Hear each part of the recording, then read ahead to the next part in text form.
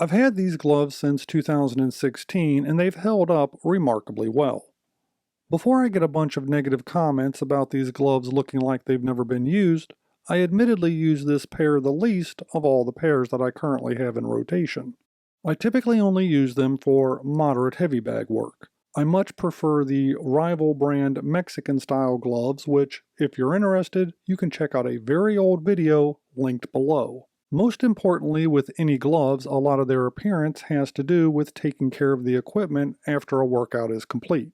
With these gloves, I typically clean them with vinegar or a slightly diluted alcohol solution between sessions.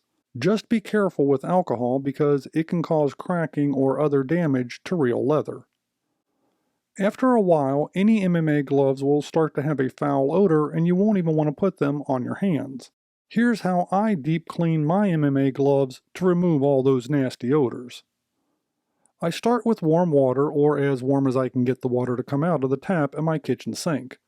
I then use Dawn dish soap, or in this case Dawn Power Wash, making sure to get the soap thoroughly into the gloves. Then it's just a matter of working the soap into every inch of the material. You can see how quickly this soap starts to remove the unseen dirt, sweat, and grime. Pretty nasty. Continue to work with the gloves in the soap and water until the water running out of the gloves runs clear. I finish up by running cold water through the gloves and wringing them out as much as I can. Since I have access to a dehumidifier, I simply place them on top of that to dry. You can just as easily hang them near a window or even outside, just not in direct sunlight. Anywhere where they will get even airflow will be just fine. And just like that, your gloves are back to near brand new. The odor is completely removed and they're ready for your next workout.